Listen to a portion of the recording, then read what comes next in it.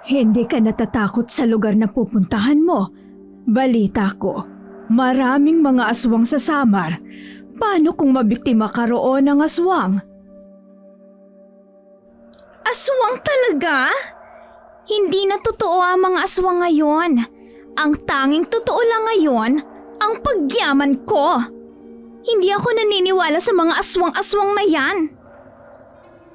Magandang araw po, Dark Shadow. At sa ating mga tagapakinig ng inyong YouTube channel, itago niyo na lamang po ako sa pangalang Melissa. Isa po akong tahimik ngunit masugid na tagapakinig ng inyong channel sa YouTube. Una ko pong nadiskubre ang inyong content nang minsang mag-scroll ako sa Blue App katulad ng iba. Nagkaroon ako ng interes na magbahagi ng kwento tungkol sa mga aswang. Ang kwentong ito ay hindi direkta sa akin, kundi ito ay sa aking tatay at sa kanyang kabit. Kaya naman, hayaan niyo pong ikwento ko sa inyo ang lahat. Ano ka ba naman, Berna? Uubusin mo ba ang lahat ng gamit natin? Oo! Walang hiya ka, Orlando! Hindi ka na nahiya?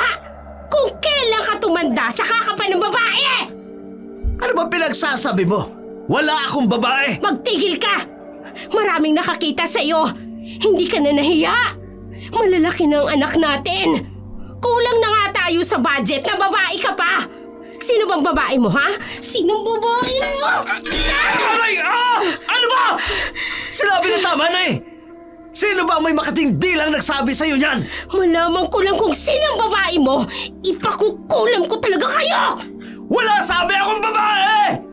Puro kahinala! Wala ka namang ebidensya! Magkakaroon ako! Maghintay ka lang! At ipapabarangay kita! Paano mo ko ipapabarangay? Eh ako ang kapitan ng barangay dito! Buisit! Kulubot na nga yung backlog mo! Lumalandi ka pa! Walang alam sa mga nangyari sa kanilang bahay si Melissa. High school siya noon. At nagdesisyon siyang mag-rent ng boarding house malapit sa paaralan. Dahil may kalayuan din ang barangay nila sa bayan. Pagsapit ng weekend, nagpasya siyang umuwi sa kanila. Masaya siya dahil muli niyang makakasama ang kanyang mga magulang at kapatid. Ngunit laking pagtataka niya nang makarating siya sa bahay nila.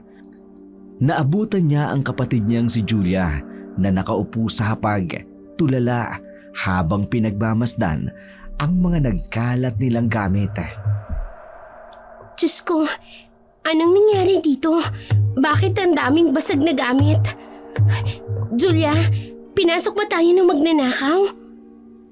Hindi ate, nagwala si nanay kagabi. Ha? Bakit naman magwawala si nanay? Anong dahilan? Nag-away sila ni tatay. Pinaalis nila ako. Kaya pumunta ako sa bahay nila tito. Tapos pag uwi ko kanina, ganito na yung itsura ng bahay. Nasaan si nanay at si tatay? Teka, kumain ka na ba? Hindi pa po. Sandali, may dala akong tinapay dito. Eto na lang muna ang kainin mo. Mamaya na ako magluluto. Hindi ako makahinga. Ang daming kalat dito sa bahay. Hindi maipaliwanag ni Melissa ang gulo sa loob ng kanilang bahay. Nalulungkot at naaawa rin siya sa bunso niyang kapatid.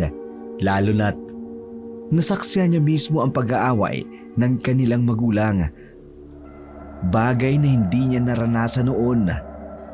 Agad niyang hinanap ang kanyang ina upang alamin kung ano talaga ang nangyari. At natagpuan niya ito sa loob ng kwarto na umiinom ng alak.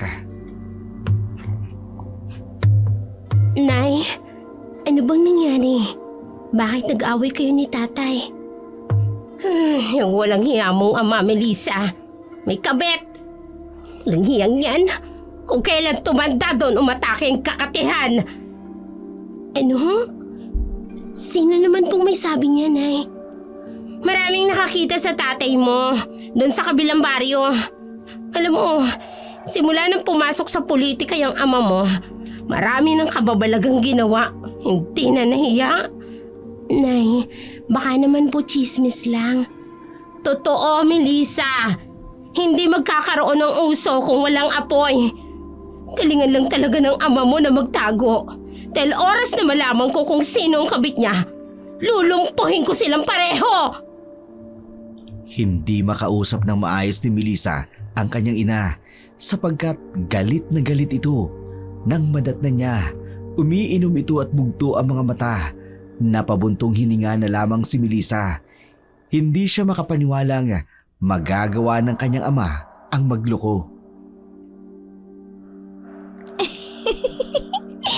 Ang galing mo talaga, Orlando.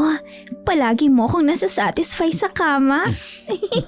Ay, katre lang pala. Pero, tingnan mo naman, malapit na nating masira yung katre. Ikaw din naman, Sari. Nakakapanginig ka ng laman. Ang ganda talaga ng katawan mo at hindi ako magsasawa sa katawan mo. Siyempre, alagang-alaga mo eh. Pero kailangan natin mag-ingat. May mga chismosang nagsabi kay Verna tungkol sa atin. Mga pwisit na mga chismosang yan. Walang magawa sa buhay. Oh, paano yan ngayon? E di ititigil na ba natin tong landian session natin? Kaya mo ba akong pakawalan? Aba, syempre hindi.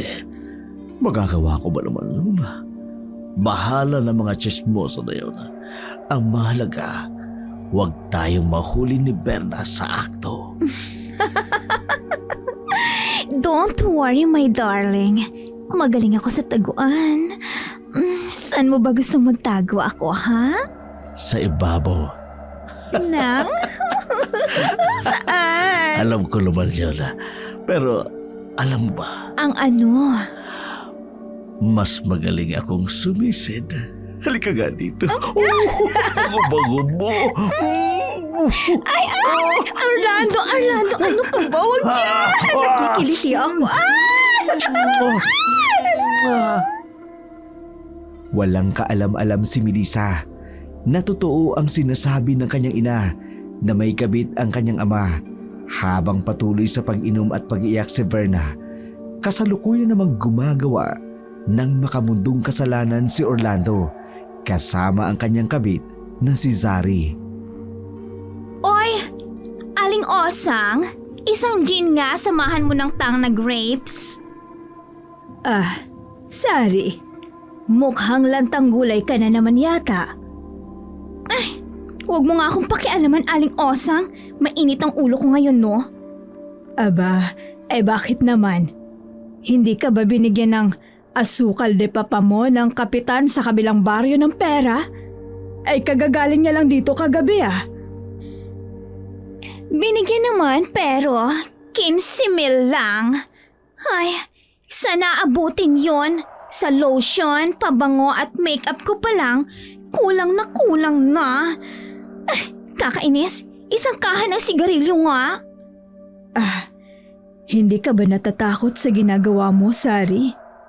Aba, bakit naman ako natatakot, Aber? Kriminal ba ako? Paano kung mahuli kayo ng asawa niya? Yung asawa niyang mataba na gurang na? Kahit kailan, hindi ako matatakot doon. Yung lumba-lumbang yon. Hay naku, Sari. Alam mo, bata ka pa naman. Mahigit 30 anyos ka pa lang at maganda ka pa. Marami ka pang oportunidad na makikita. Ayusin mong buhay mo habang maaga pa, Sari. Aling Osang, hindi po kayo si Miss Charo Santos para pangaralan ako, ha? Yung mga pinamili ko nga, akin na. Ilista mo na lang. Wala pa akong pera eh. Hay, Diyos ko, Sari. Ang haba na ng listahan mo sa akin. Huwag ho kayo mag-alala, Aling Osang. Mas pahahabain pa natin yan.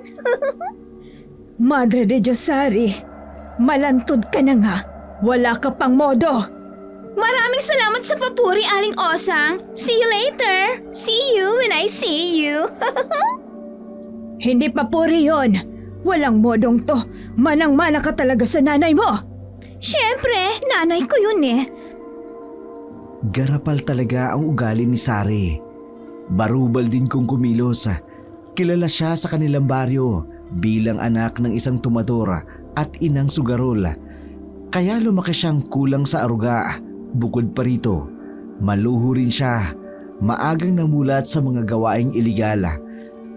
Kaya sa maagang edad, kung ano-anong racket na ang pinapasok, masunod lamang ang luho.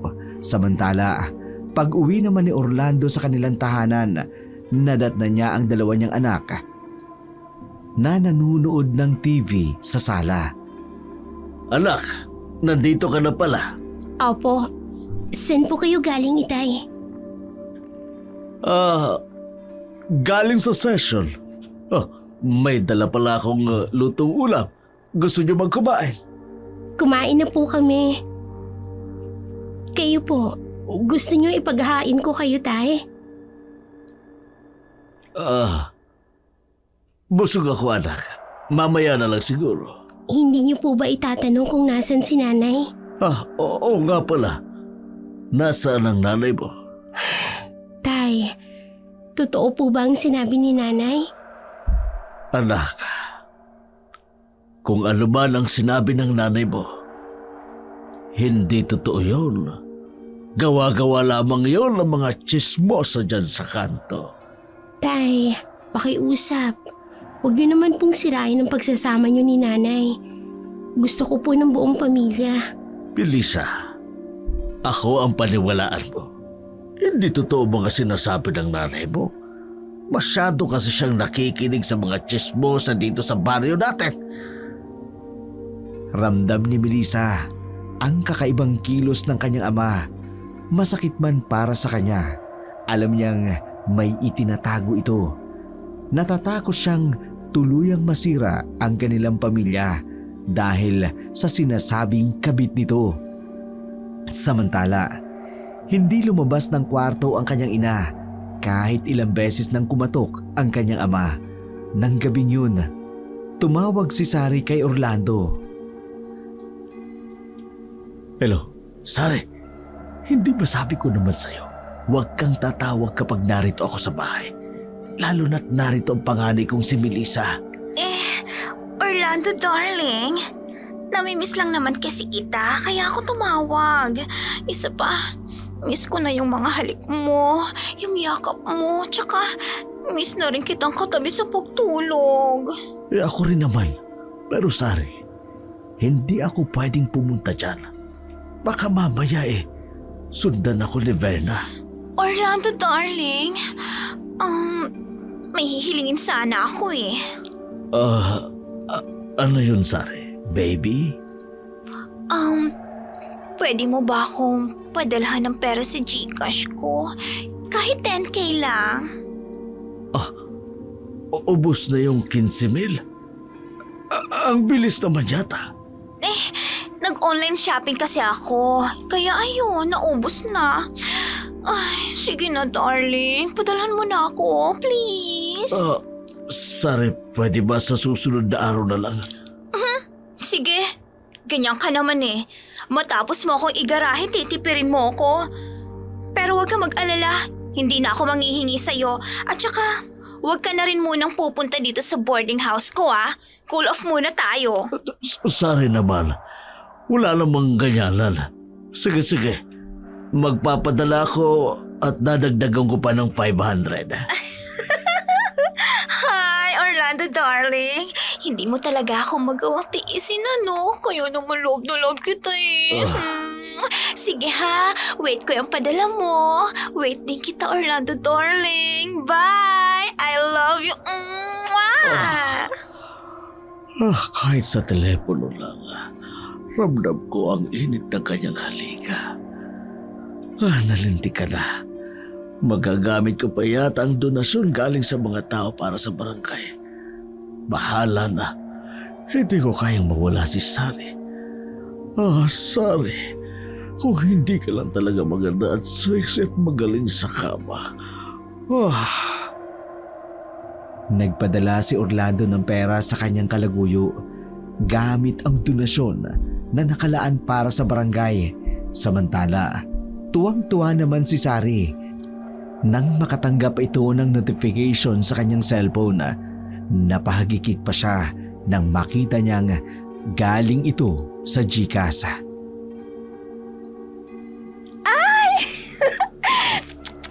Ay nako, may pera na naman ako. Konting arte lang talagang kailangan ko kay Orlando. Palibasa, uto-uto. Bilib na bilib talaga ako sa'yo. Napapaikot mo sa palad mo ang gurang na kapitan na yun. Omar, wala ka bang tiwala sa alindog ko, ha? Kahit nga ikaw, baliw na baliw ka sa akin. Ano pa kaya ang kurang na yun? Ayos lang naman sa akin na may kahati. Basta ba, palagi ako may access sa'yo. At syempre, sa pera na rin. Mukha ka talagang pera. Pasalamat ka.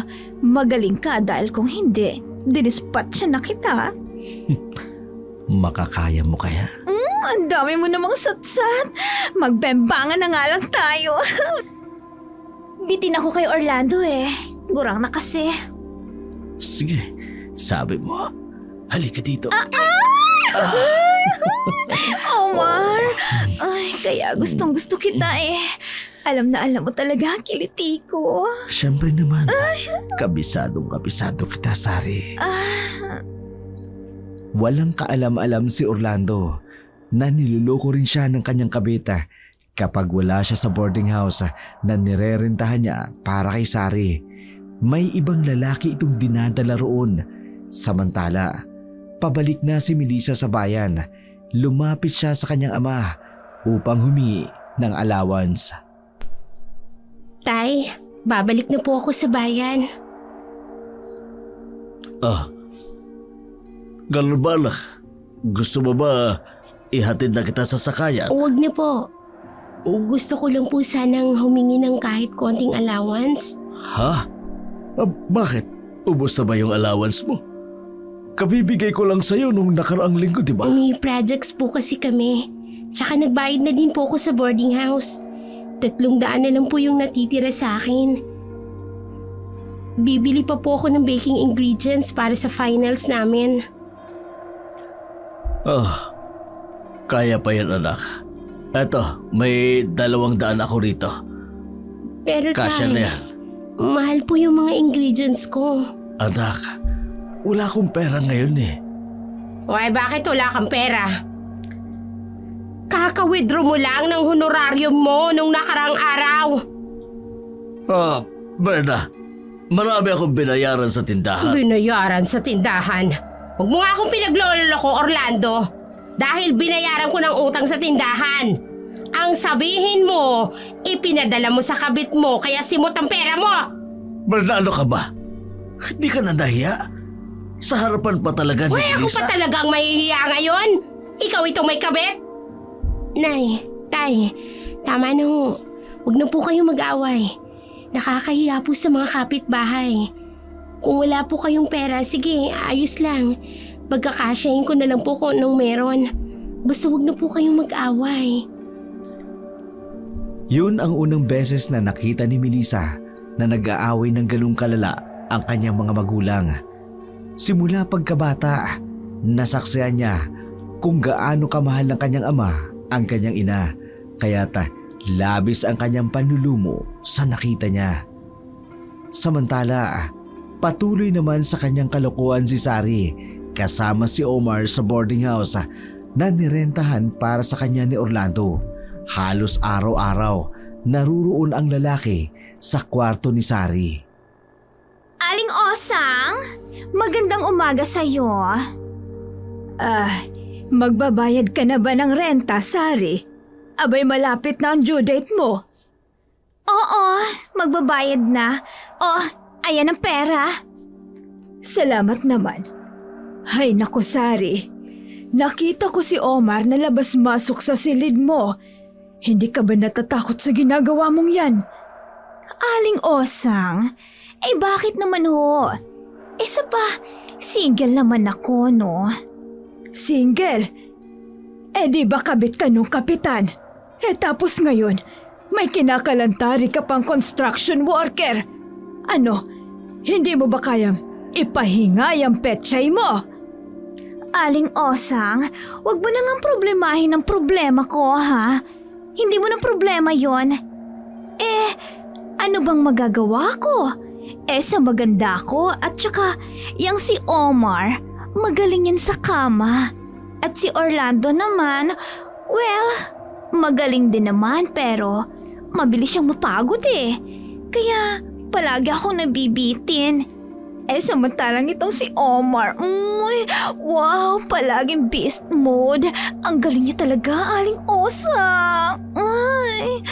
Ay sus Mariosep na bata to. Ang bastos naman ng bunganga mo, Sari. Umalis ka na nga rito sa tindahan ko at baka malasin pa ako. Ay sus naman si Aling Osang. Ang arte-arte mo talaga. Aling Osang, isang Coke nga po. Oh my G. Heto. Heto nga yung Coke mo, Magno. Hi, miss. Hi. Aling Osang, aalis na po ako. Sige. Bye, Miss Beautiful. Bye. Aling Osang, sino yun? Siya ba? Si Magno. Bagong hardinero nila Mrs. Masa. Teka nga. At bakit ganyan na naman ang itsura mo, ha? Para kang natatae na ewan at namimilipit ka pa riyan. Ay. Aling Osang, paano naman kasi? Ang ganda ng katawan niya at ang tangkad. Yummy, laki ng muscles, parang ang tigas. At ang kanyang... oh my gosh! Nakakapaglaway! Hoy, Sari! Abay, para kang pusang kating-kate. Hindi ka pa ba kontento sa dalawang lalaki?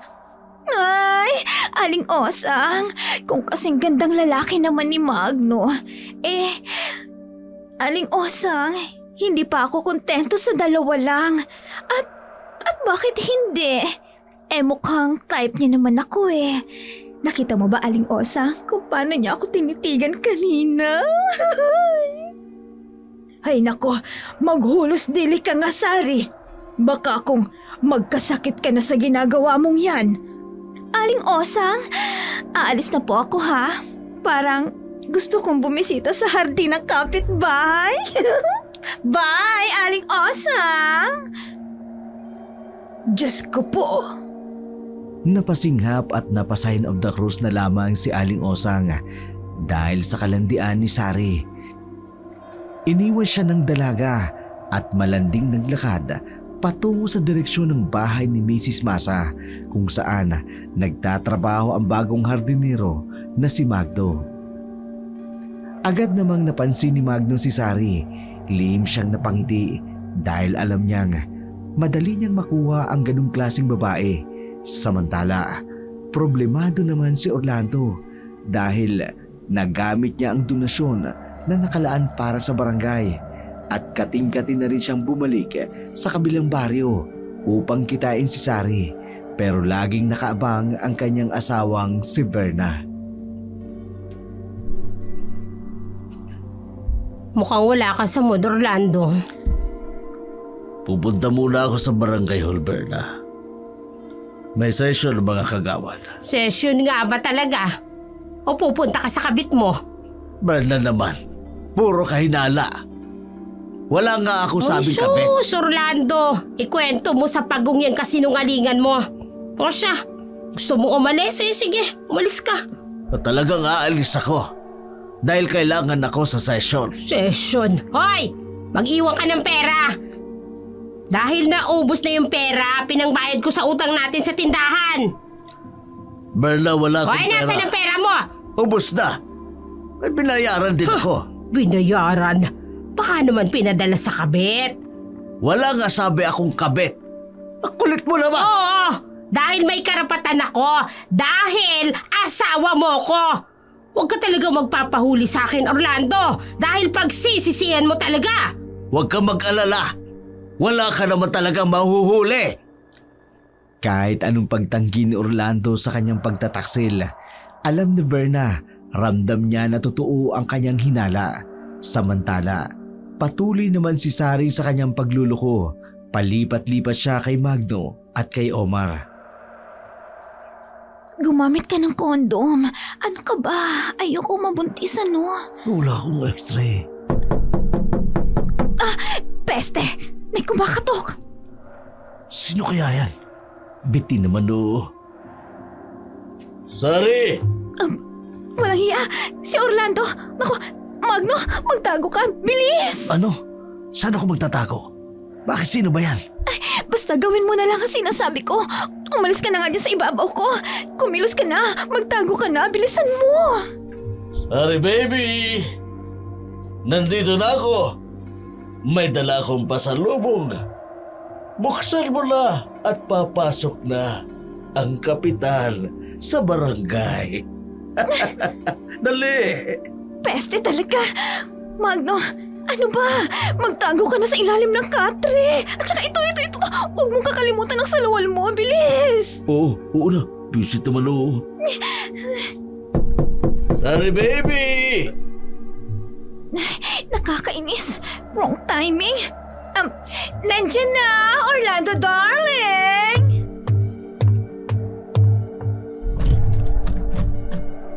Hi, my darling. I miss you. Sari, bakit ka nakabalabal ng kumot? Wala ka ng damit? Ha? Ano kasi, nainitan ako eh. Tama, mainit. Ganun ba? Hindi naman ba ini sa labas? Tsaka, umiihip ang hanging habagat. Sinasarapan ka na.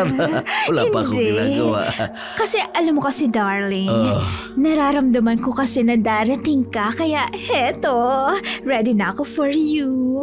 Ikaw talaga, namiss ko yan. Namiss ko yan sa'yo. Halika nga dito. Namiss kita, darling. Ako rin, miss na miss din kita. Halika dito sa leg mo. Kiliti ako dyan. Hindi malaman ni Sari ang gagawin. Hindi niya inakalang biglang darating si Orlando. Samantala, si Magno naman, pilit na pinagkakasya ang malaking katawan sa ilalim ng katre. Lihim siyang napamura nang maipit ang katawan niya matapos maupo ni Orlando sa kama ni Sari. Dinig na dinig ni Magno ang mahinang ungol ni Sari habang tinutuloy ng dalawa ang naudlot na makamundong gawain na dapat sana'y nasa kanya. Pagkatapos ng dalawa, agad na gumawa ng paraan si Sari upang mapaalis si Orlando. Inutusan niya itong bumili ng pagkain. Pagkaalis nito, tarantang pinaalis niya si Magno sa kanyang silid. Sa sobrang pagmamadali, hindi na nito nagawa pang magsuot ng t-shirt. Habang palabas si Magno sa gate ng boarding house, hindi niya inaasahang makasasalubong niya mismo si Orlando. Boarders ka ba dito? Kamag-anak lang ako ni Aling Usang. Dumalaw lang. Sige, palis na ako. Aba, hindi ko akalain may kamag-anak palang nakatira rito si Osang. Ang laki pa man din. Pero bakit parang hinahabol siya ng isang batalyon? Nagtataka man, napakibit balikat na lamang si Orlando sa pag-aakalang kamag-anak ni Osang ang naturang lalaki. Alam niyang eksklusibo para sa mga babaeng boarders ang pinapaupahan ni Aling Osang. Ngunit dahil sa pangangailangan ng pera, hinayaan na lamang ng matandang landlady ang ibang boarders na magdala ng lalaki sa kanilang mga kwarto. Napagod na rin kasi siyang mangialam sa isip niya, mas tama nga. Huwag niya nalang pakialaman dahil nasa tamang edad na ang mga ito. Sari, narito ang pagkain mo. Magpakalakas ka ha. Dahil papaguring kita bago ako umuwi ng bahay. Thank you, darling. Ang sarap naman neto, ha? O nga pala, Sari. May kamag-anak palang nakatira rito si Osaka. Kamag-anak? Sino naman? May nakasalubog akong lalaki kanina. Hubad ang kanyang damit. Ang sabi kamag-anak daw siya ni Osaka. Ha? Oo. Kamag-anak nga yun ni Aling Osang. Pero hindi ko pa siya nakikita eh. Wow ha. Ang galing naman magpalusot ni Magno. Kanina ko pa napapansin para lagi kang nauutal. May tinatago ka ba sa akin? Ako? Hindi, ang asawa ko. Ikaw talaga pala biro ka, darling. Mabuti na lang hindi po ba nakikita ang lalaking yun? Bakit naman darling ko? Wala naman. Ayaw ko lang na makakita ka pa ng ipapalit sa akin. Darling, kahit kailan hindi kita ipagpapalit. Bakit naman? Alam mo namang ikaw lang ang loves na loves ko at saka wala nang lalaki na hihigit pa sa'yo. Talaga? Oo naman. Ano pa bang hahanapin ko? Nasa iyo na ang lahat. May boyfriend na ako, may tito na, may tatay pa. O diba, total package? Ang sakit naman ng tito at tatay.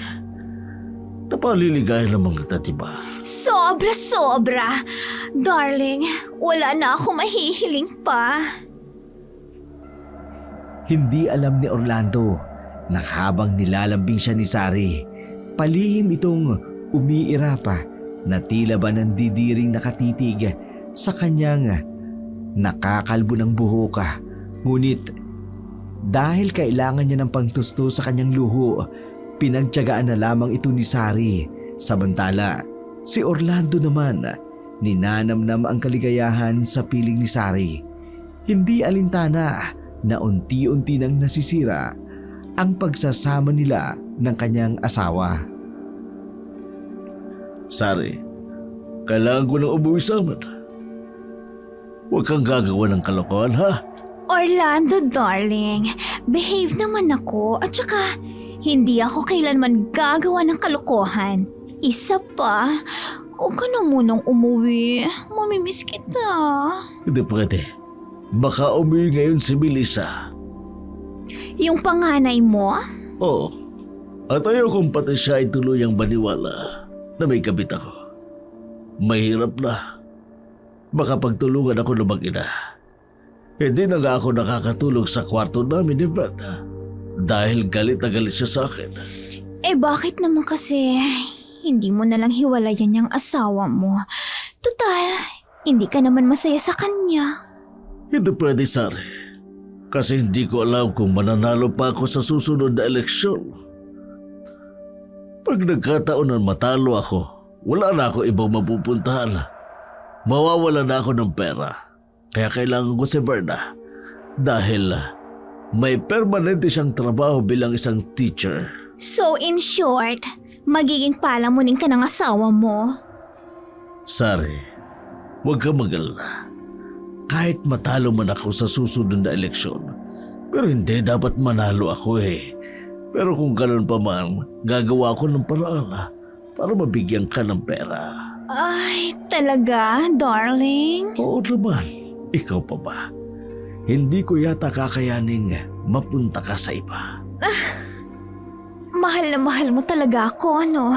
Kaya naman, mahal na mahal din kita eh. Darling baby, may ekstrang pera ka pa ba dyan? Ha? Bakit? Kasi kailangan ko lang kasi. Gusto kong magpasalon. Tingnan mo naman ang hair ko. Nag-uumpisa na naman kumulot. Sige, bibigyan kita. Basta sa akin ka lang ha. Sayong-sayo lang, darling. Muli na namang nautakan ni Sari sa Orlando. Bago ito umuwi sa kanyang pamilya, binigyan siya nito ng pera. Humahagikik si Sari habang masayang binibilang ang libu-libong pera sa kanyang mga kamay. Dahil sa tuwa, agad siyang nagbihis. Pinaseksa niya ang kanyang damit at bumaba sa tindahan ni Aling Osang. Napaisbid naman ang matanda nang makita ang ayos ng kanyang malanding border. Sari, mukhang tiba-tiba ka na naman sa asukal ni papa mo. Tama ho kayo, Aling Osang. At dahil dyan, babayaran ko ang utang ko sa iyo. Eh baka sabihin mo, hindi ako marunong magbayad. Ako ang naaawa sa pamilya ni Orlando. Ginagatasan mo yung tao. Tapos, hindi niya alam na dalawang lalaki ang pinagpapalit-palit mo sa kanila kapag wala siya. Aling Osang, wag na ho kayong maawa sa pamilya ni Orlando. Dahil hindi naman sila kapamilya ni Orlando. Dahil hindi mo naman sila kapamilya. Eh si Orlando nga hindi naawa sa pamilya niya. Ikaw pa kaya?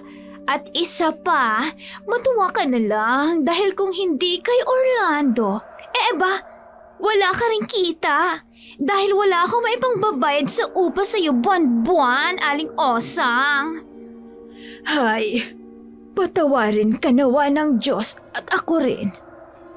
Pero ako'y matanda na.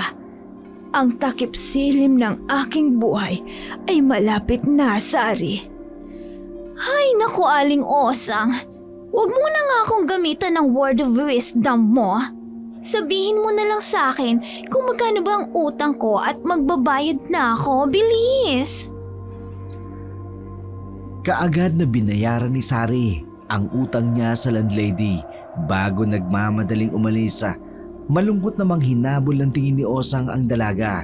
Maging siya, nakadama ng konsensya dahil sa pagpayag niya sa maling gawain ni Sari habang ito ay nakatira sa kanyang paupahan. Samantala, muling umuwi si Melissa sa kanilang bahay. Hindi maikakaila ang lungkot na bumabalot sa kanilang tahanan. Ang dating masaya at makulay nilang pamilya, unti-unting nababalot ng lumbay dahil sa hindi pagkakaunawaan ng kanyang mga magulang. Pagdating niya, naabutan niya si Julia na nagpiprito ng tuyong tabagak sa kusina. Nagtataka siya dahil alam niyang palaging may grocery silang pang isang linggo. Hindi naman sa ayaw sa tuyo, pero alam niyang hindi mahilig ang kapatid niya sa ganung klaseng ulam, lalo na't picky eater ito. Julia? Ate, ang aga mo namang umuwi ah.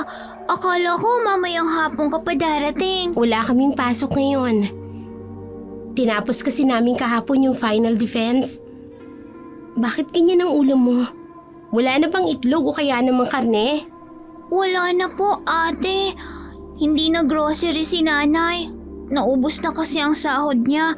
Pinangbayad na po kasi sa utang. Ganun ba? Eh si tatay, hindi ba siya bumili ng ulam? Wala din pera si tatay, ate.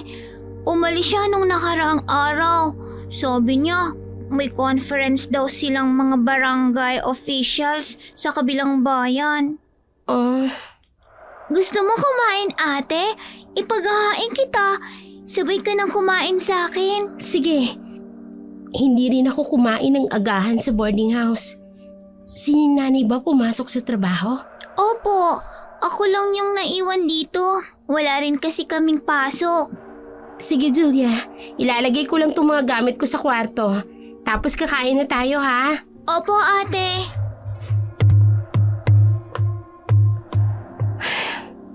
Parang gusto ko nang maniwala kay nanay na may kabit talaga si tatay. Pero sino kaya ang kabit niya? Malaman ko lang kung sino ang kabit ni tatay.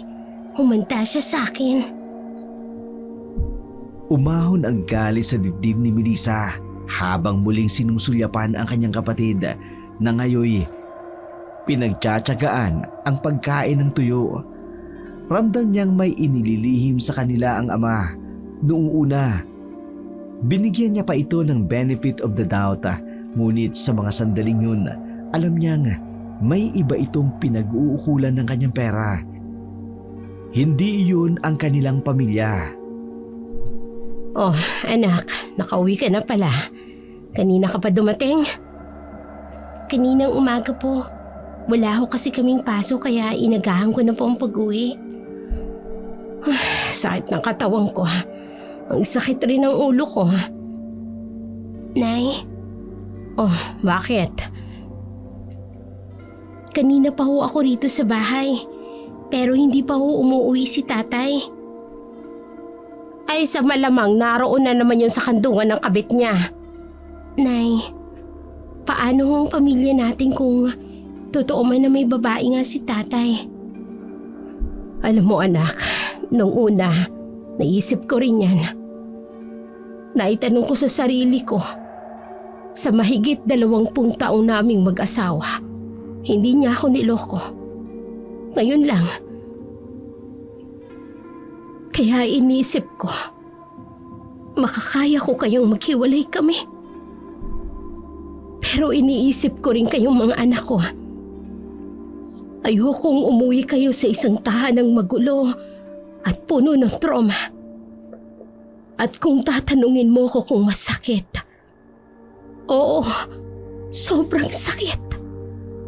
Asawa ako at nadudurog ako kapag nakikita ko kayong nasasaktan tuwing nag-aaway kami ng inyong ama. Nay, kaya pa naman sigurong ayusin.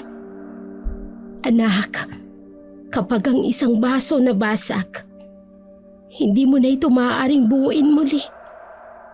Gamitan mo man ito ng kahit anong uri ng pandikit. Nakalatay na ang marka ng pagkabasag nito.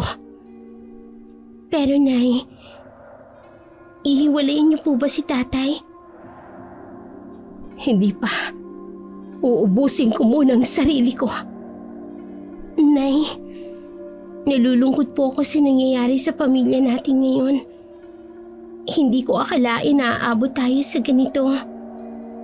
Ako rin anak.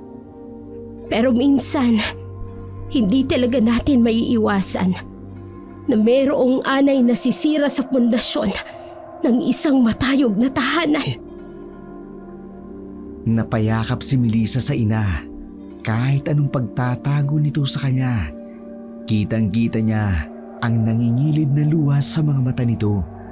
Maging siya ay naiyak, hindi niya kasi magawang isipin na darating ang araw na maghihiwalay ang kanyang mga magulang. Sa mga oras na yun, lihim na napupuo si Melissa sa kung sino man ang kabit ng kanyang ama.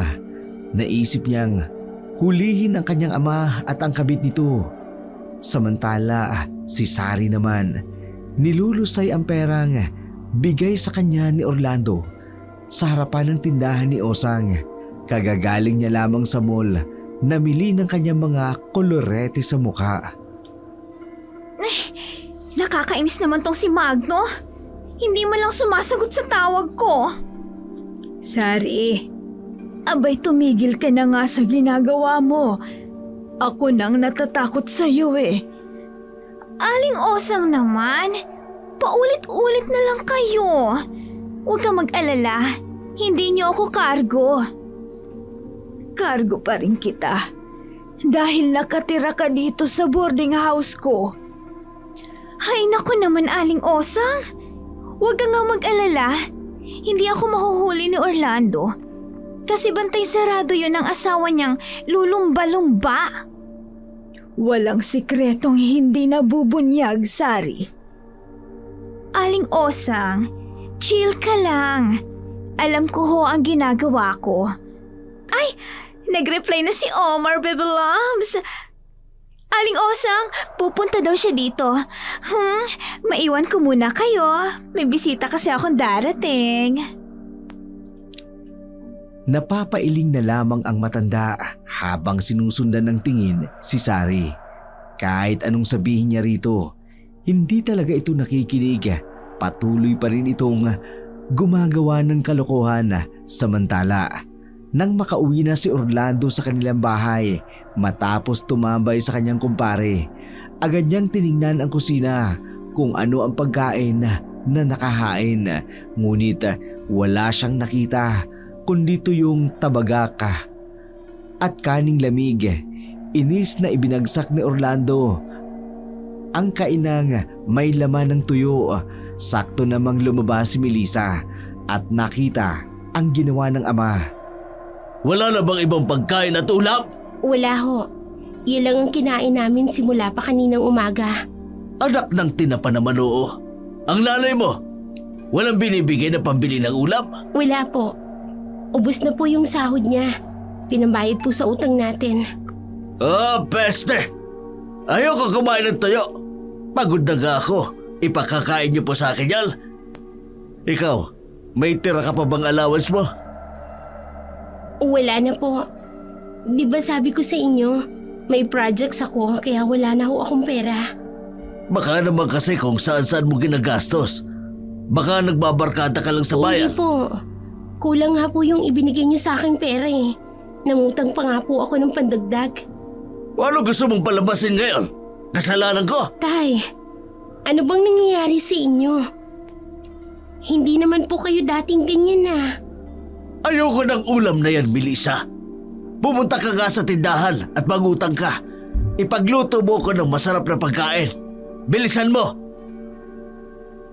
Masama ang loob ni Melissa nang nagtungo ito sa suki nilang tindahan. Yun ang unang beses na nag-asal ng ganoon ang kanyang ama. Ni minsan, hindi siya nito pinagtaasan ng boses o questionin tungkol sa kanyang pag-aaral. Samantala, si Orlando naman, inis na sinipa ang isang silya dahil sa inis na wala siyang pera. Kaya sa anak niya na ibunto na ang kanyang galit. Ano man nangyari kagabi? Naalimpungatan ako't narinig ko ang boses ng magaling mong ama. Naiinis po kasi inay. Tuyo lang daw po kasi ang ulam. Abatang ka pa naman talaga ng pagmumukha ng tatay mo. Inubos niyang ibinigay ang pera niya sa kabit niya tapos magre-reklamo kung anong wala rito sa bahay. Nay, may idea ba kayo kung sinong kabit ni tatay? Wala pa, pero malalaman ko rin. Hindi lang ako makakilos ngayon dahil maraming gawain sa eskwelahan. Hindi ako pwedeng umabsent ng umabsent. Malapit na akong mag-retire, sayang naman yun. Ganun po ba? Bakit mo na itanong? Wala naman po. Curious lang po ako kung sino yung anay na sumisira sa pamilya natin, ay. Huwag kang mag-alala, anak. Oras na malaman ko kung sino, may kalalagyan talaga sa akin ng makating kabit ng tatay mo. Kita ang galit sa mata ni Verna habang si Melissa naman nagpupuyos ang kalooban. Sa isip niya, siya mismo ang aalam kung sino ang kabit ng kanyang ama at pagbabayarin niya ito sa pagsira ng pagsasama ng kanyang mga magulang ng kanyang pamilya. Ano ba naman, Magno? Wala man lang thrill. Hindi man lang ako pinagpawisan. Pagod ako, Sari. Maraming trabaho ngayon. Darating daw kasi yung apo nila, kaya marami akong trabaho sa amo ko. Eh di sana hindi ka nalang pumunta dito. Binitin mo lang ako eh. Umalis ka na nga. Eh di aalis. Langya, parang hindi naman tumirik yung mata mo kanina. Excuse me? Sinong hindi titirik yung mata sa inis? Makaalis na nga.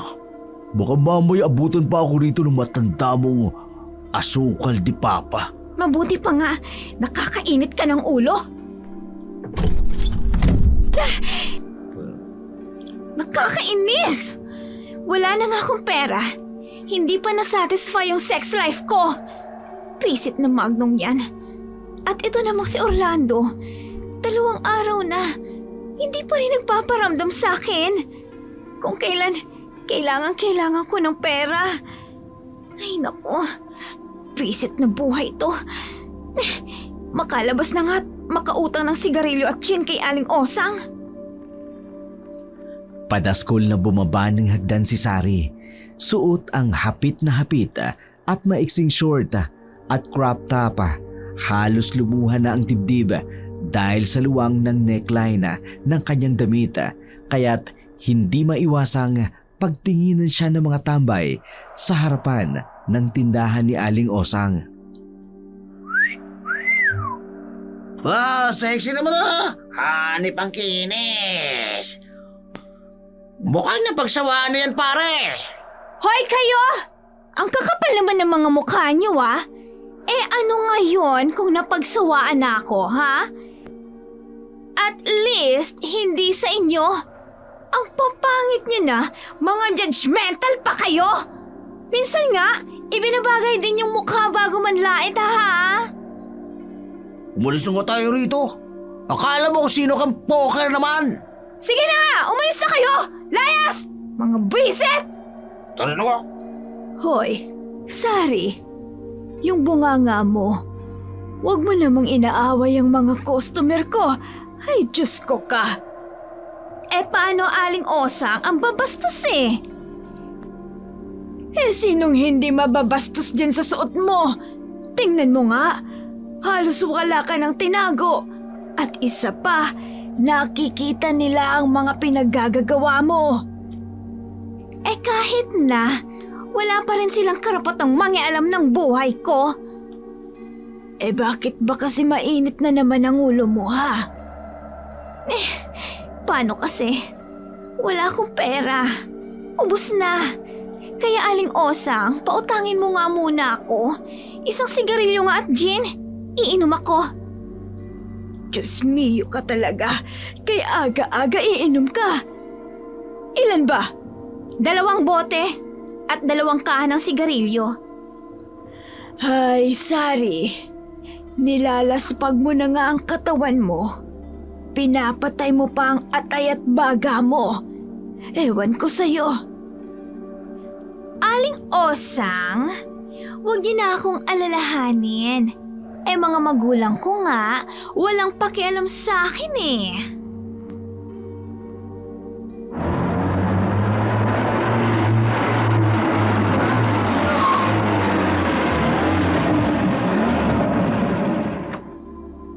Wow! Ang gara ng sasakyan niyo na. Ay, oo nga. Doon huminto sa bahay ni Mrs. Masa. Sino kayang sakay niyan? Baka kapamilya. Ayun, may bumaba na. Nako, isang matandang lalaki. Ang puti. Kahit malayo, alam kong gwapo siya, Aling Osang. Hoy, Sari, magtigil ka nga. Di ba, diyan nagtatrabaho ang isang lalaki mo. So, pwede ko naman silang pagsabayin. Ay, sus na bata. Hindi ka papatulan yan. Mukhang batang-bata pa. Watch me, Aling Osang. Makukuha ko ang lalaking yan. At kapag nagkataon, goodbye, Orlando. Matamis ang ngiti ni Sari habang malagkit na nakatitig sa lalaking kabababa lamang mula sa isang magarang kotse. Pumilantik ang kanyang mga daliri na may mahabang pulang nail extension bago siya humithit ng sigarilyo. Nang mapadako sa kanya ang tingin ng lalaki, ngumiti siya ng ubod ng tamis. Ipinamalas ang kanyang mapupulang labi na lalong pinalutang ang matingkad na lipstick. Nakakainis. Kanina pa ako nag-aabang dito sa labas ng boarding house ko.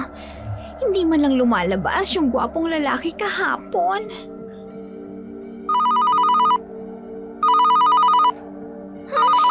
At sino naman kayang tumatawag sa akin? Siguraduhin lang talaga ng taong to na may maganda siyang sadya. Oh, si Orlando ha? Pagkatapos ng 3 araw, saka lang nagparamdam? Masagot nga. Hello? Sari, Pasensya ka na kung hindi ka agad kita natawakan. Hindi ako makaalis sa bahay. Nagtatampo ako sa'yo, darling. Hindi mo na nga ako pinapadalhan ng pera. Hindi ka pa nagpaparamdam. Sorry na pero huwag ka mag-alala. Nakadalensya ako ng pera. Bibilang kita ng pasalubong. Patungo na ako dyan ngayon. Ano bang gusto mo? Gusto ko ng cash sa pasalubong. Bahala ka na, darling. Walang problema. Maraming pera ang boyfriend mo ngayon. Hintayin mo ko sa kwarto, ha? Bista-bista kita eh. Okay, darling. I'll wait for you. Ingat ka. Bye! Pag sinuswerte ka nga naman, may pera ka na naman, Sari. Masasaid na naman ang bulsa ng gurang mong asukal ni Papa. Tuwang-tuwa si Sari habang mabilis na umaakyat sa kanyang kwarto. Agad siyang nagpalit ng damit. Isinuot ang kanyang pulang lingerie. Siguradong hindi yun matatanggihan ni Orlando. Muling naglagay si Sari ng pulang lipstick pagkatapos bahagyang ginulo ang kanyang natural na kulot na buhok upang magmukhang kaakit-akit.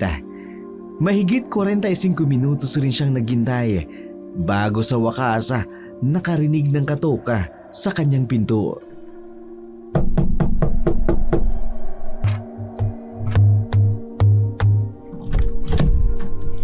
Hi there, darling. Kumusta ang biyahe mo? Okay naman. Wow, flawless, parang ayaw mo kong papagpahingan mo na. Eh bakit pa? Miss na miss naman kita. Halika na, mamaya ka na magpahinga. Ako rin naman. Miss na rin kita. Sige, mamaya na ako magpapahinga. Gagamutin ko muna ang pagkabaliw ko sa'yo. Yes, darling. Halika, dali, lumapit ka sa akin at gagamutin kita. Nakakabaliw talaga. Sorry. Sorry. Napuno na makamundong ungol ang silid ni Sari. Saksi ang 4 na sulok ng kanyang kwarto. Sa kahayukan nilang dalawa ni Orlando. At maging sa iba pang lalaking dinadala niya sa kwartong yun. Samantala, sa tindahan ni Aling Usang, isang customer ang dumating. Magiliw naman itong binati ng matandang landlady. May bibilhin ka ba, Iha? Soft drinks po. Gusto mo ba ng Coke? Sige po, yung zero. Sandali lang. Pwede po bang magtanong? Oo naman, tungkol naman saan? Sino po yung babaeng nakatayo kanina dito sa labas ng tindahan nyo? Yung nakasuot po ng spaghetti strap, tsaka maikling short? Yun ba? Si Tisa yun. Si Sari yun. Tenant ko. Bakit, Iha? Wala naman po. Akala ko kasi kaklase ko nung high school. Kahawig po kasi. Oh, heto na yung Coke Zero mo. Salamat po. Heto po ang bayad ko. May bakante po ba kayong kwarto? Bakit? Interesado ka ba? Ay meron. Tamang-tama, kakaalis lang nung isang tenant ko. Nag-asawa na kasi. Pwede ko bang tingnan? Abay, oo naman. Halika, pumasok ka at ipapakita ko sa'yo. Salamat po.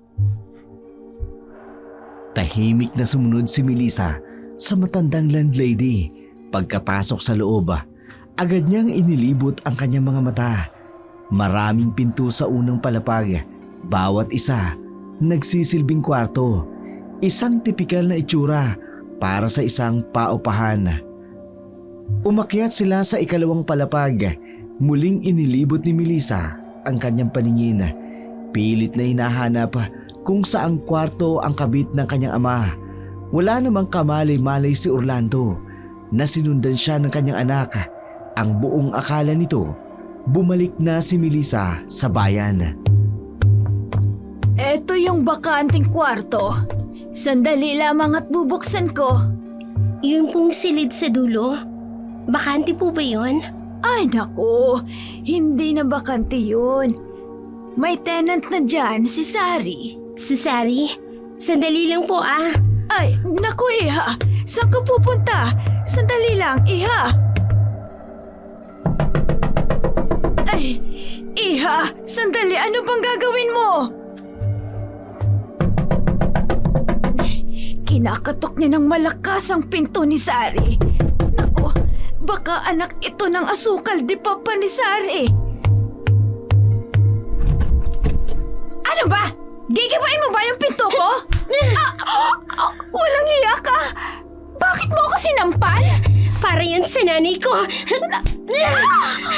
Para yan sa pamilya kong sinira mo. Nasaan ang magaling kong ama, ha? Anak ka ni Orlando? Oo, anak niya ako. At ikaw, hindi ko naman siguro kailangan pang itanong. Ikaw yung makatingkabit ng tatay ko, di ba? Sorry, baby. Ano bang nangyayari dito? Melissa? Baby? Walang hiya naman tayo.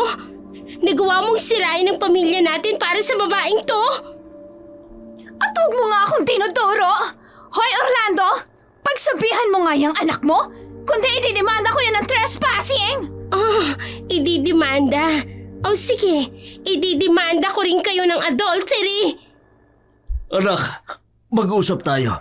Huwag kang mag-iskandalo rito. Ako pa talagang nag-iiskandalo, tay. Kayong nakaka-iskandalo. Tingnan niyo nga yung sarili niyo. Hindi na kayo nahiya. Nagawa niyo pa talagang lukohin si nanay. Pwede ba umalis ka na? Umuwi ka rin sa nanay mo at doon ka magngangawa. Hindi ko kasalanan kung lumba-lumba na yung nanay mo. Kaya nawala na lang ganang tatay mo sa kanya. Lumba-lumba pala. Halis ka dito. Aray ko! Bobby, tawan mo! Iyaw mo ba? Ipapakita ko sa mga tao kung anong klase babae ka. Rito! Melissa, anak, tama na yan! Melissa! Melissa! Ano ba? Tama na! Kinaladkad ni Melissa si Sari palabas ng boarding house ni Aling Osang. Dahilan para lumika ng isang malaking iskandalo. Nagpang-abot ang dalawa na nagsabunutan, walang pakialam sa mga matang nakatingin sa kanila. Kaagad namang umawat ang ibang tenants habang natataranta si Aling Osang sa kung ano ang dapat niyang gawin. Samantala, si Melissa ay nagngingit-ngit sa galit at kahit ang sariling ama, hindi niya magawang awatin. Nahiya ka! Magbabayad kang babae ka! O bakit? Nahihiya ka, di ba? Di ba nga ito ang gustong-gusto mo? Yung binibilad mo yung katawan mo? Ikaw ang walang hiya. Isa kang anay na nanatiran ng pamilya. Anak, tama na! Tama na, nakakahiya na! Bitiwan niyo ako! Kayo po ang mahiya. Pamilyado kayong tao at may mga anak. Nagpapakahirap si nanay sa trabaho. Samantalang kayo heto, nagpapakasarap sa kantungan ng iba. Nakakadiri ka! Anak! Anak, sandali! Magsama kayo ng kabit mo! Melissa! Walang hiya ka! Aalis ka na lang, nananampal ka pa ulit! Melissa, anak, sandali! Hoy! Orlando, ano? Hahayaan mo na lang ako sa ganitong kalagayan? At kayo! Magsilayas kayo! Mga chismosang to! Tapos na ang palabas! Sari, kailangan kong sundan ang anak ko. Baka totohanin niya ang banta niya magdedemanda laban sa atin. Hoy! Huwag mo nga akong idadamay dyan. Kung may makukulong man dito, ikaw lang yon. Hindi ako sasama sa'yo sa kulungan, ano? Pero ikaw ang kabit ko. Excuse me, Orlando. Tinatapos ko na kung anong meron tayo ngayon. At umuwi ka na dun sa inyo. Harapin mong mag-isa ang problema mo. Walang hiya ka. Pagkatapos kitang gastusan, gaganituin mo lang ako. Asan ang perang binigay ko sa'yo kanina? Aba! Masaya ka! At bakit ko naman ibabalik sa'yo yon? Akin na yan, ano? Ibalik mo na sa akin. Inutang ko lang yon sa card. Wala akong pakialam kung sang lupalop mo pa yung kinuha.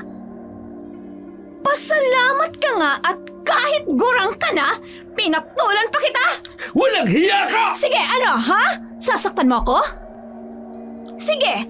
Nang ako mismo magpapabarangay sa'yo! Lumayas ka na nga! Bumalik ka na doon sa pamilya mo! Yun! Kung tatanggapin ka pa nila! Diyos ko, ano ba itong nagawa ko? Bye, Orlando, darling. It's nice seeing you today. Malawak ang ngiti ni Sari habang isinasara ang gate ng boarding house para sa kanya. Worth it naman ang sampal na natanggap mula sa anak ng kanyang asukal di papa. Lalo na't halos 100,000 pesos na ang natanggap niyang pera mula kay Orlando. Samantala, si Orlando naman nakalugmok sa gilid ng kalsada. Suot lamang ang kanyang boxer short. Pinagtitinginan siya ng mga tao. May panghusga sa kanilang mga mata. Si Melissa naman, dumiretso sa kanilang bahay at umiiyak. Yun ang tagpong nadatna ni Berna. Nang makita ni Melissa ang ina, agad niya itong niyakap ng mahigpit. Saka ipinagtapat ang lahat ng nangyari. Anak, patawarin mo ako. Wala ako sa tabi mo. Huwag niyo na pong alalahanin yun, inay. Masakit lang po sa akin ang nangyari. Hindi ko akalain na magagawa sa atin yun ni tatay. Malaking adjustment ito para sa pamilya natin. Ngayon hindi lang ako ang magdedesisyon. Mahalaga ang desisyon ninyong magkapatid. Gusto ko na pong pagsisihan ni tatay ang ginawa niya, nay. Melissa, pero kung tatanggapin niyo po uli siya, wala po akong magagawa. Kagustuhan niyo po yun at igagalang ko yun. Hindi sapat ang ginawa niya. Makakaya ko na ako lang ang masaktan. Huwag lang kayong mga anak ko. At ayokong makita kayong masaktan ulit. Ikaw, Julia, anong gusto mong mangyari? Kung ano po ang desisyon ni nanay, ate, doon po ako. Niyakap ni Berna ang dalawa niyang anak at napaluha. Masakit man para sa kanya ang nangyari. Ayaw niyang muling danasin ng mga anak ang panlulukong ginawa ng kanilang ama. Samantala, sa pagsapit ng gabi, tila walang anuman kay Sari ang nangyari. Nang umaga ng araw na yun, lumabas siya at nagtungo sa isang diskuhan sa kanilang baryo. Pagdating sa bar, agad siyang nagtungo sa bar counter. Bumili siya ng alak. Pagkatapos, nagsimulang uminom. Habang nasa ganung ayos, isang matangkad at napakabangong lalaki ang tumabi sa kanya. Agad siyang napalingon, bahagyang nagkaroon ng interes sa presensya nito. Pag sinuswerte ka nga naman, ito yung lalaking nakita ko nung isang araw. Wow, ang gwapo pala nito. At ang bango. At halatang mamahali ng mga suot niyang damit. At, batang bata. Ito na ang pagkakataon ko. Ito na ang hinihintay ko. One classic beer nga, please. Oh, grabe. Ang expensive ng boses. Hindi ko na kayang pigilin ang sarili ko. Kailangan makuha ko ang lalaking to ngayong gabi. Hi. Hi. Kanina pa kita pinagmamasdan. Mag-isa ka lang? Yeah. Boring kasi sa bahay. Oh, kaya naman pala. Good thing pumunta ka dito. Bakit naman? Kasi nakilala mo ako. Sorry pero hindi kita kilala. Ano ka ba? My name is Zari. Ikaw? Anong pangalan mo? My name is Andrew. Wow, ang gwapo mo naman, Andrew. Ilang taong ka na ba? 20. 20 anyos? Okay. Bakit? Ilang taon ka na ba? 32. Pero hindi naman halata, di ba? Halika na, share na tayo ng table. Wala kasi akong kausap. Come here, baby boy. Okay. Matipid kong magsalita si Andrew at may aura ng pagkamisteryoso. Bagay na lalong nagpagising sa interes ni Sari. Halos inumaga na silang dalawa sa bar, ngunit hindi niya pinakawalan ang lalaki. Ginawa niya ang lahat upang maakit ito. Subalit tila hindi tumatalab ang kanyang alindog dito. Sa kabila ng kanyang pagsisikap na mahulog ang binata sa kanya, nanatiling matatag si Andrew hanggang tuluyan na silang lumabas ng bar. Kaya naman labis ang inis ni Sari. Nakakainis naman yung lalaking yun, ha? Hindi ko alam kung bakla ba o ano. Halos expose ko na nga sa kanyang hita at cleavage ko, pero walay pa rin. Para siyang bato. Baka naman kasi hindi ka lang tipo, Sari. Aling Osang, wala pang nakakatanggi sa alindog ko. Siya pa lang. Balita ko. Apo yan ni Mrs. Masa. Galing Samar. Magbabakasyon lang raw dito ng ilang buwan. Talaga? Di kung ganun, mayaman pala sila. Hoy, Sari. Ano na namang binabalak mo, ha? Ito naman si Aling Osang. Ito lang ang sasabihin ko sa'yo. Ilan sa mga araw na ito, magtatagumpay ang plano ko at makakaalis ako dito sa paupahan mo, Aling Osang. At saan ka naman pupunta? Babalik ka ba sa bahay niyo? Ngayong hiwalay na kayo ng asukal de papa mo. Hindi no. Well, sisiguraduhin kong isasama ko ni Andrew pagbalik niya ng Samar. Ano? Nahihibang ka na ba, Sari? Paano ka naman niya isasama? Hindi ka naman niya girlfriend. Napangiti na lamang ng matamis si Sari habang pinagmamasdan ang malaking bahay ng pamilya Masa. Isa ang pamilya nila sa mayaman sa baryo dahil sa laki ng kanilang lupain. Bilang isang babae na mataas ang ambisyon, nangarap si Sari na makahanap ng mayaman upang matupad ang kanyang luho. Dahil dito, nabuo sa kanyang isipan ang isang plano. Hindi ba nakakaya na pumasok ako dito sa kwarto mo? Ano ka ba naman? Siyempre, okay lang. Wala naman tayong ginagawang masama. Bakit ka mahihiya? Siyempre babae ka. Lalaki ako. Shh! Huwag mo nang isipin yan. Gusto lang naman kasi kitang mas makilala pa. Hindi tayo nakapag-usap ng maayos sa bar, diba? Pasensya na. Pagod kasi ako noong mga oras na yun. Talagang gusto ko lang mag-chill. So, let's chill again. Umiinom ka ba ng gin? Oo naman. Kaya lang, bakit? Iinom ba tayo? Yes, baby boy. Para naman mas humaba yung usapan natin, di ba? Okay, tama-tama. Wala si Lola ngayon. Makakauwi ako ng late. Ikaw naman, parang ang layo naman ng bahay mo diyan ka lang naman uuwi sa kanto, no? Oo nga pala.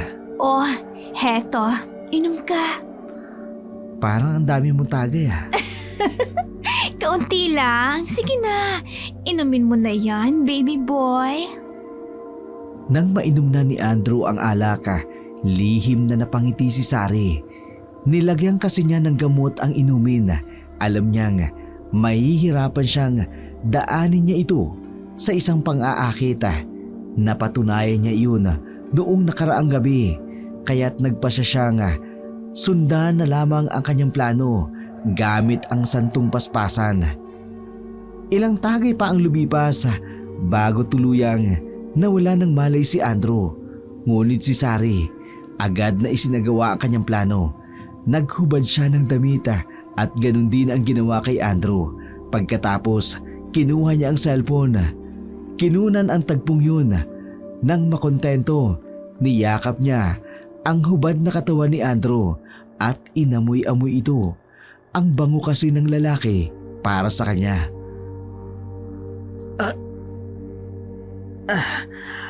Aray, sakit ng ulo ko ha. Hi, pretty boy. Teka, anong nangyari? Bakit hubad tayo pareho? Wala ka bang naalala? Nalasing tayo pareho. At may nangyari sa atin. Sorry, hindi pwede. Teka, sandali, babangon ako. Andrew, kailangan mong panagutan na nangyari sa atin. Hindi pwedeng mabuntis ako nang walang ama. Pero Sari, Sige. Kung ayaw mo akong pakasalan, edi ipapakita ko na lang ang mga larawan natin sa mga lolo at lola mo. Hindi mo naman siguro gustong mangyari yon, diba? huwag mong gagawin yan. Magagalit sa akin ng lolo at lola ko. Okay, so hindi ko ipapakita sa kanila. Basta ba, panagutan mo ang nangyari sa atin? Nilinlang mo ko. Andrew, hindi kita nilinlang. Sadyang may nangyari lang sa atin. At bilang babae, kailangan mo ang nangyari sa atin. Kailangan ko ang nangyari sa atin. Oo, Hindi ko kailangan yun. kailangan mo yun. Ikaw lang ang may kailangan nun dahil ikaw lang ang may gusto. Gusto mo rin naman yun. Nagdilim ang anyo ni Andrew. Pero ipinagwalang bahala na lamang ito ni Sari. Walang imik na nagbihis si Andrew bago sinabi kay Sari na magbibihis na siya.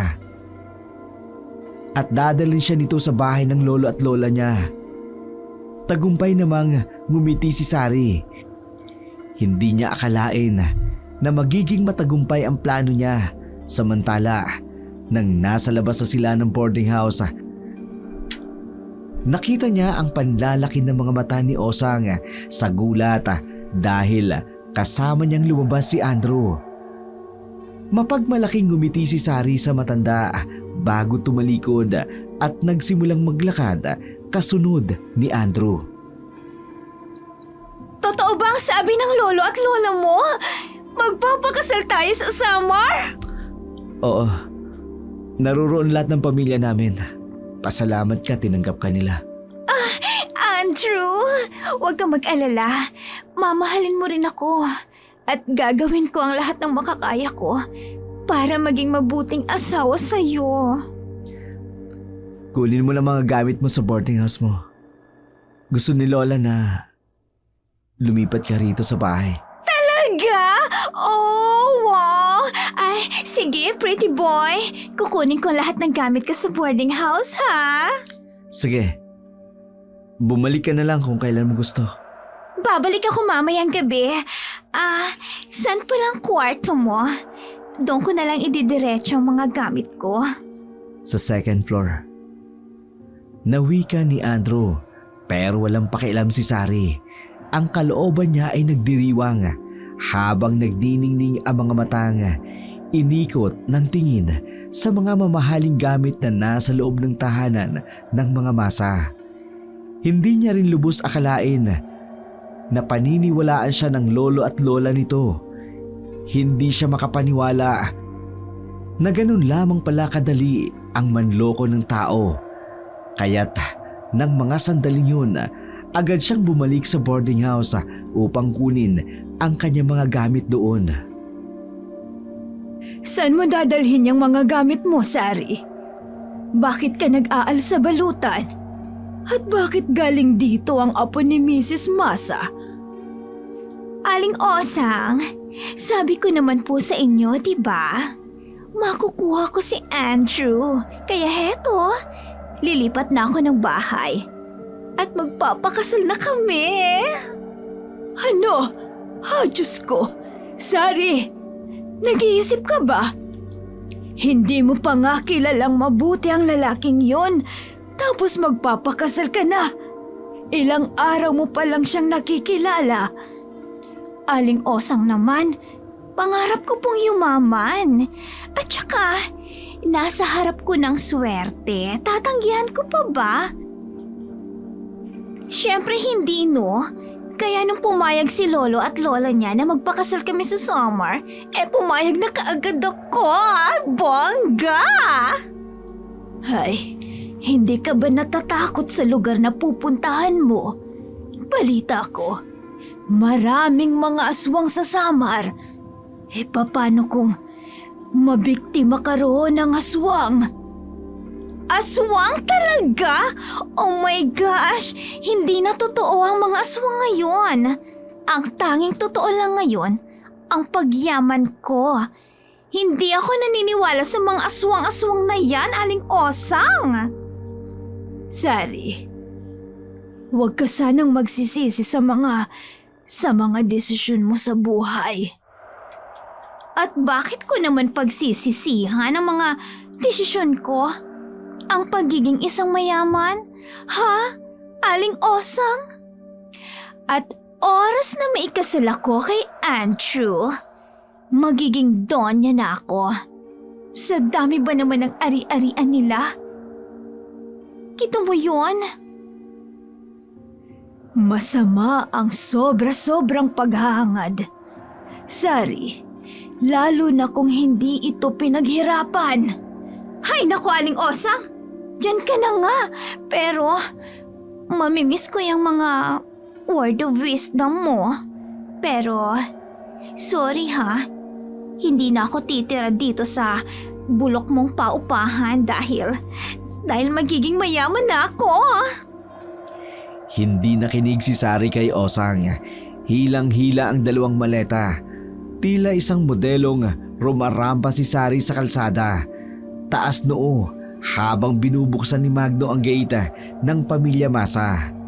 Iniismiran lamang ni Sari ang dating kalaguyo na ngayon halos hindi makakibo. Pagpasok ni Sari sa loob ng bahay, nagulat siya nang makita ang mga maleta roon. Ayon sa lolo ni Andrew, aalis na raw sila patungong Samar. Bagamat biglaan, lihim na natuwa si Sari dahil ibig sabihin nito mas mapapadali ang kasal nila ni Andrew. Kinagabihan, bumiyay sila patungong Samar.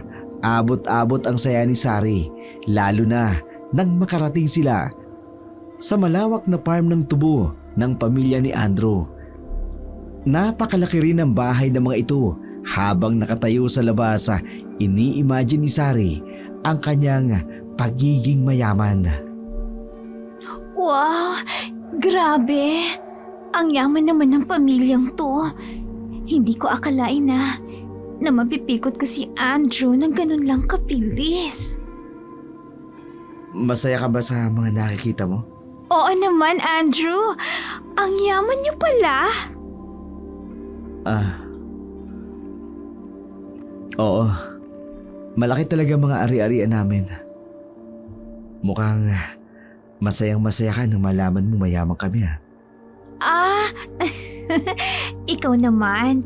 Ina-appreciate ko lang. Saan palang magiging silid natin? Hindi ka matutulog sa kwarto ko. Ano? Pero bakit? Ano na lang ang sasabihin ng lolo at lola mo, Andrew? Sari, believe me, hindi mo dapat ginawa ang ginawa mo. Ano bang ibig mong sabihin? Wala naman. Gusto ko lang sabihin sa'yo, hindi ako kasing tanga ng inaakala mo. Teka, alam ba niya ang ginawa kong pamimikot sa kanya? Natigilan ka yata. Alam mo ang ginawa ko? Siyempre naman. Alam ko ang tipo ng mga kagaya mong babae.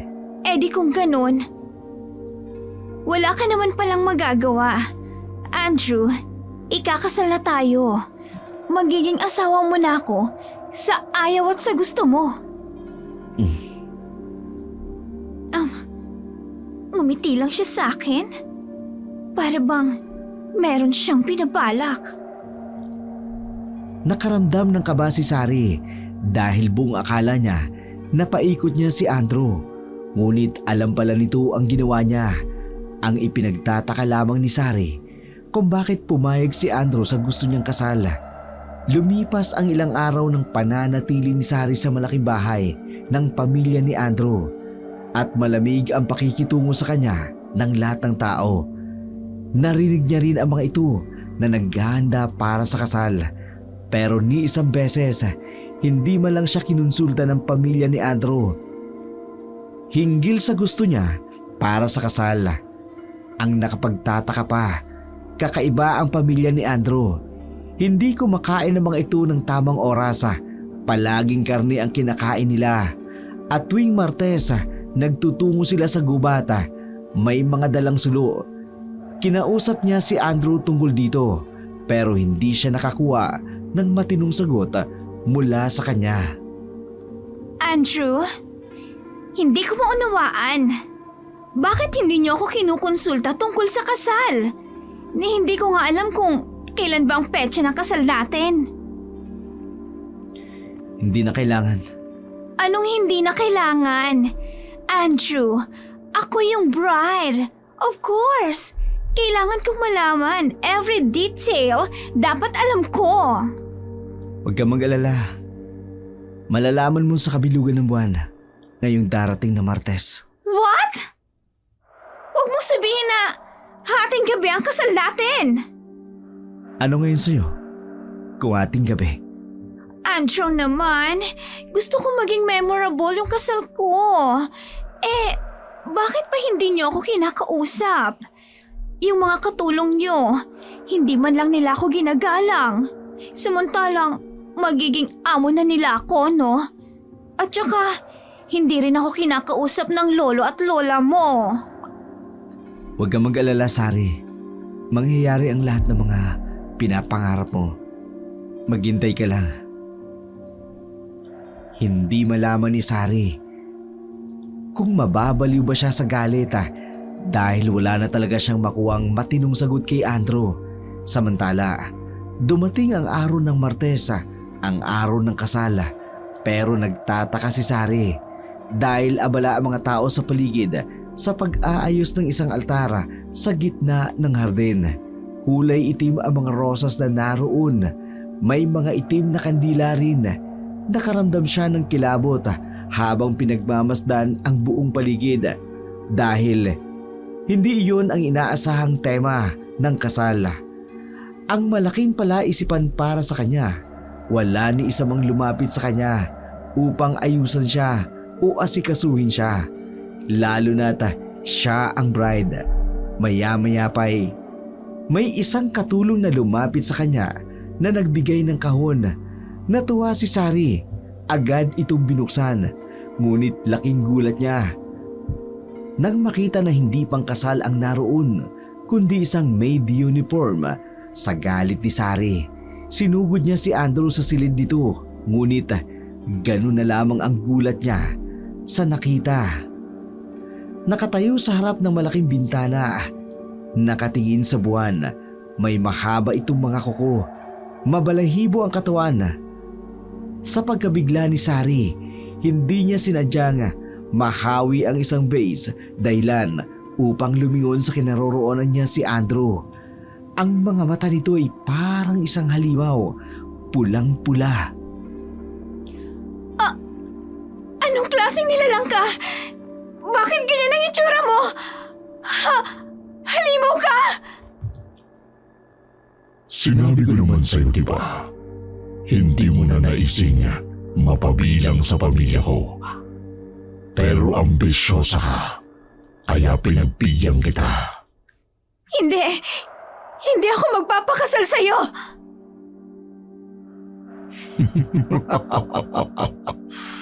At sino naman ang may sabi sa'yong pakakasalan ko ang sa babaeng manlulokong katulad mo? Hindi ikaw ang pakakasalan ko ngayon. Nakabilugan ng buwan, Sari. Ano? Sino? Ang matagal ko ng kasintahan. Bakit mo ko dinala dito? Anong gagawin mo sa akin? Huwag kang mag-alala.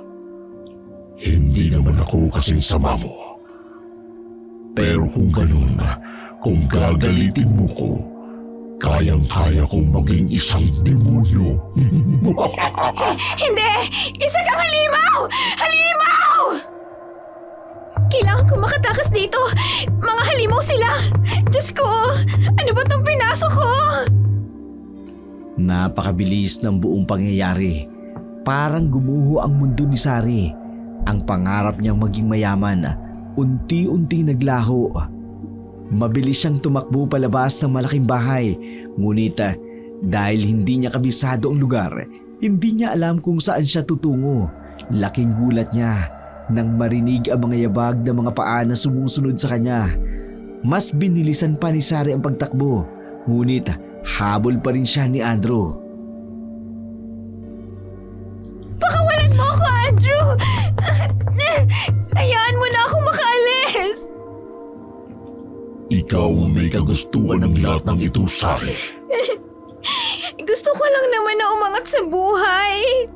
Masama bang mangarap, ha?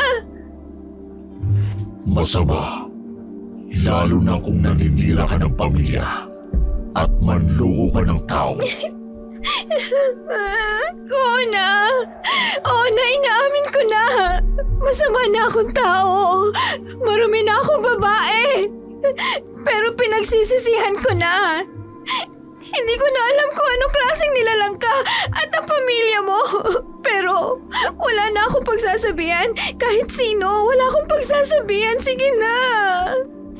Huli na, Sari. Alam mo na kung ano kami. Ngayon, gusto mong tumakas. Sige, pagbibigyan kita hanggat gusto mo. Parang awa mo na, Andrew. Takbo, Sari! Takbo! Diyos ka! Tulungan niyo ako!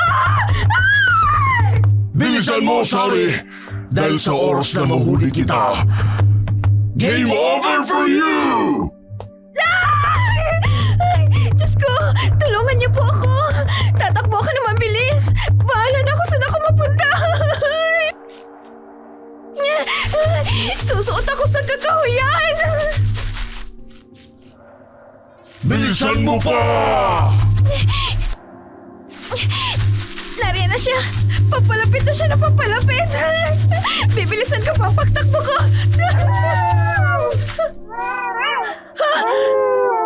Hindi! Ano yun? May narinig akong alulong ng mga aso! May mga malalaking aso papalapit sa akin! Hindi! Napapalibutan nila ako! Diyos ko! Anong gagawin ko? Huli ka!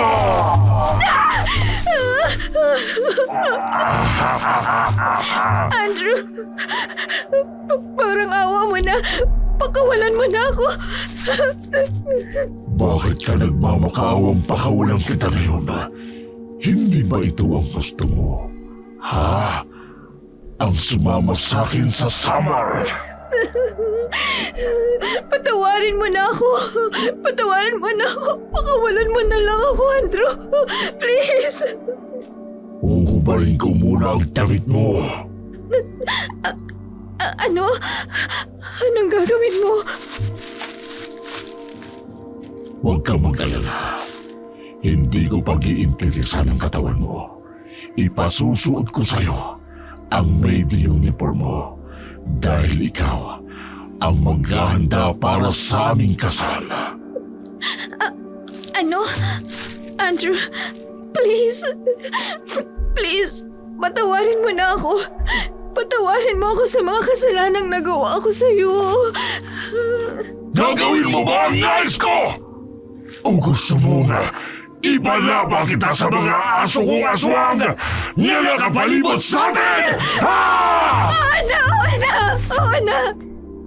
Umalingaw-ngaw ang iyak ni Sari sa gitna ng kakahuyan, kasabay ng mga asong aswang na umaalulong. Matapos siyang magpalit ng maid uniform, kinaladkad siya ni Andrew pabalik ng malaking bahay. Bumaon ang mahabang kuko nito sa kanyang braso. Pagkarating nila sa bahay, dinala siya ni Andrew sa kusina. Doon ay may isang malaking stainless steel na mesa at halos maduwal siya nang makita ang isang bangkay ng tao roon. At isang malaking itaka, halos mawalan siya ng ulirata. Nang lagyan ni Andrew ng kadena ang kanyang paa at itinali ito sa isang solidong bato na haligi. Bakit mo ako ikinakadena? At bakit may bangkay? Ikaw na yung katulong ng buong angka namin. Ikaw ang magtatagtag ng karne ng tao. Ikaw rin ang magluluto nito. Diyos ko. Hindi. Ayoko. Parang awa mo na, Andrew. Please. Anong klaseng demonyo kayo? Mga aswang kami, Sari. Hindi kami mga demonyo. Nagsinungaling ako sa'yo. Hindi ako 20 anyos. Mas matanda pa ako sa'yo. Pero hindi na mahalaga yun. Sige na. Tagtarin mo na ang bangkay. Kailangan ma-serve yan. 12:00 ng gabi. Hindi. Ayoko, Andrew. Patayin mo na lang din ako. Ayoko magpaalipin sa inyo.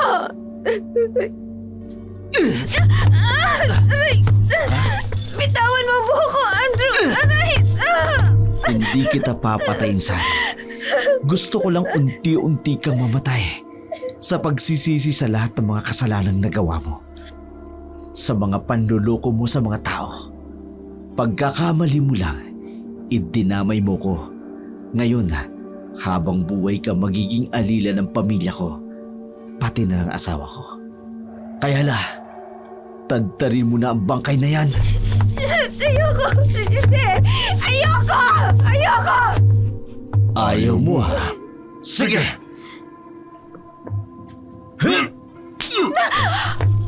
Hindi! Tinaga mo ang tiyan ng bangkay! Anong gagawin mo? Isusubsob kita rito!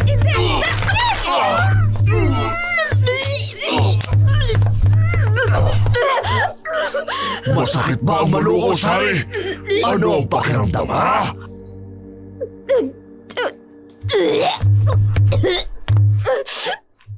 Diyos ko!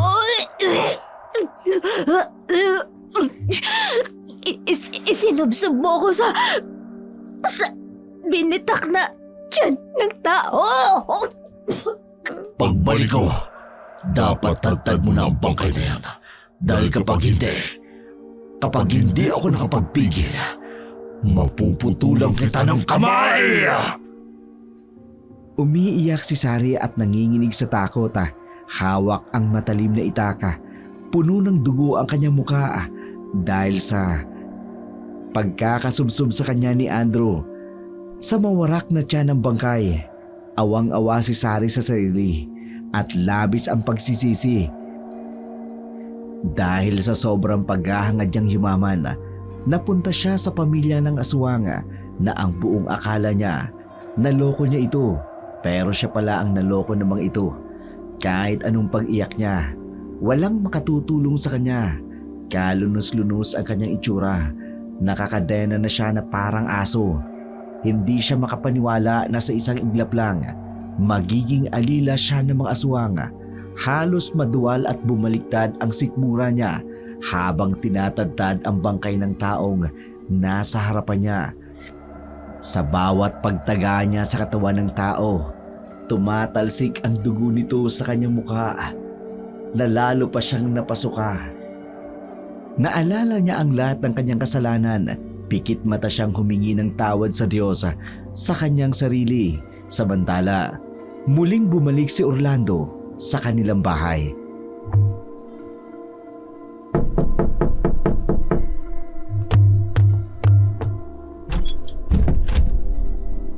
Berna, asawa ko, Orlando, tag-usap na tayo. isang pagkakataon pa. Wala nang isang pagkakataon, Orlando. Sinira mo ng pamilya natin. Mas pinili mong lokohin kami. bumalik ka na lamang doon sa Makati mong kabit. Hindi na ako nakikipagkita sa kanya. Hindi ko na rin alam kung nasaan siya. Wala na rin akong interes pa sa kanya. Patawarin mo ko.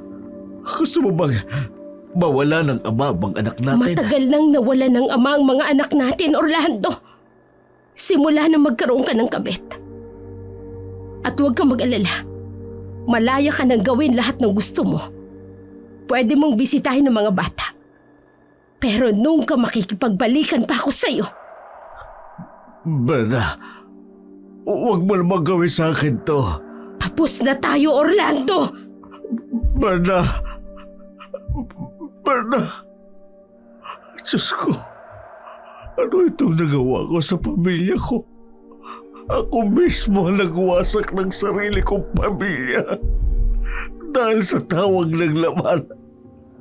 Anong gagawin ko ngayon, Diyos ko? Anong gagawin ko? Kahit anong pagmamakaawa ni Orlando sa asawa, hindi na ito tinanggap pa uli ni Berna. Malaya naman siyang makita ang mga anak na sina Melissa at Julia. Subalit, hindi na siya muling tinanggap ng kanyang asawa. Samantalang si Sari, patuloy na nagiging alila ng pamilya ng aswang sa Samar. Ibang-iba na ang itsura nito. Kung dati, isa siyang maganda at maalindog na babae, ngayon, isa na siyang payat at walang ayos, para na rin itong baliw.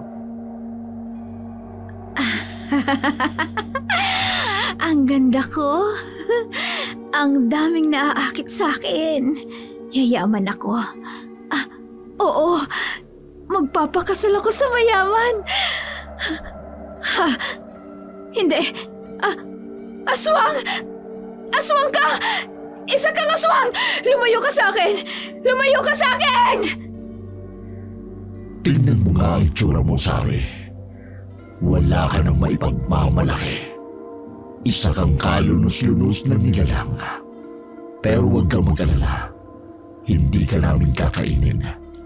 Mananatili kang isang baliw na alila.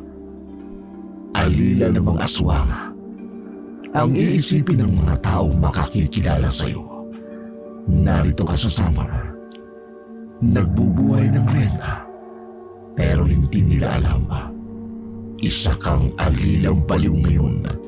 Yan ang napapala mo sa pagiging ambisyosa at sa kasamaan ng pag-uugali mo.